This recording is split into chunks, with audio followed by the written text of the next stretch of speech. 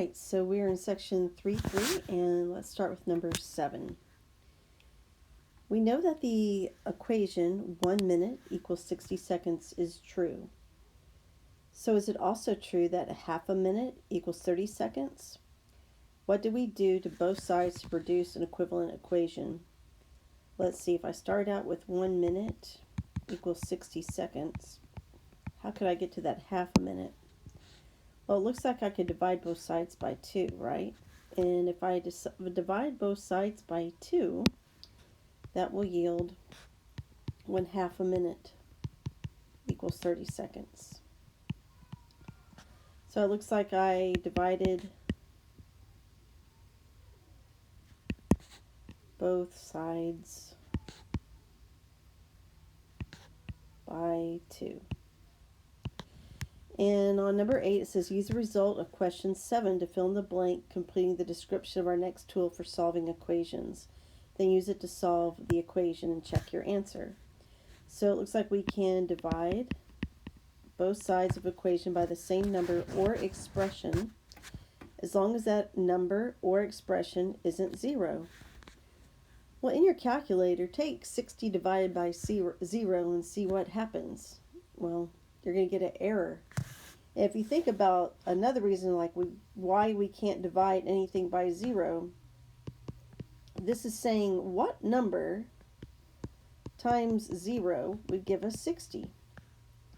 And surely we understand that anything times 0 is 0.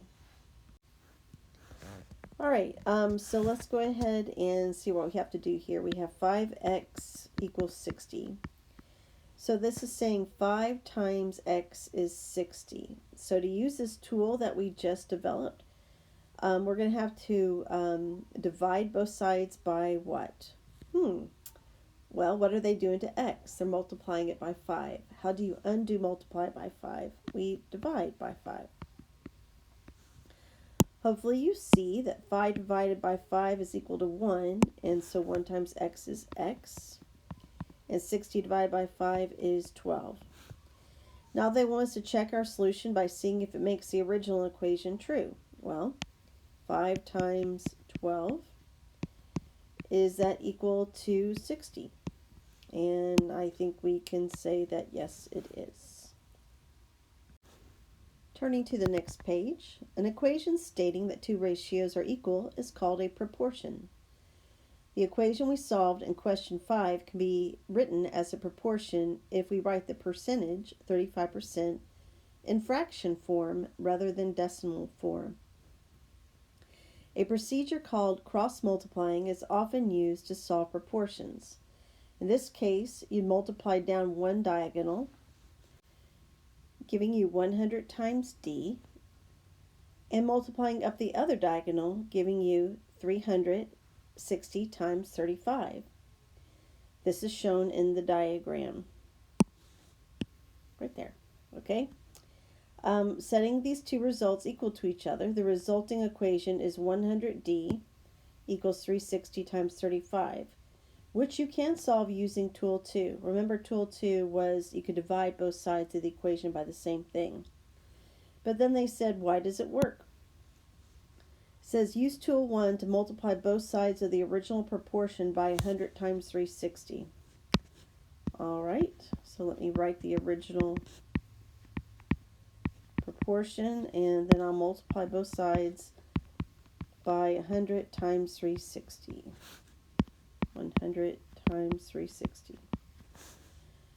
Okay, well, when I reduce like terms, 360, 360, in this case 100, 100, I get 100d equals 35 times 360. Says, what do you notice about the result? Well, I see that it's exactly the same thing as they said up here. Okay, so why don't we go ahead and solve this? It's really driving me nuts right now. So I'm going to go ahead and rewrite this. 100d equals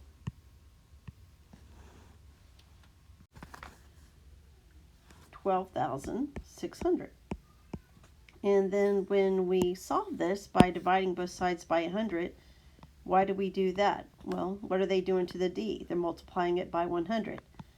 How do you undo multiply by 100? You divide by 100. So we see that that just leaves us with d equals 126. All right, number 10, they're asking us to use cross multiplying to solve this proportion. So let's do that. That gives me 36x equals, and then I don't see any problem with you just multiplying 12 times 15 in your calculator right now and getting 180. What are they doing to x? They're multiplying it by 36. How do I do that? I divide both sides by 36. Oops, sorry. So that gives me x equals 5.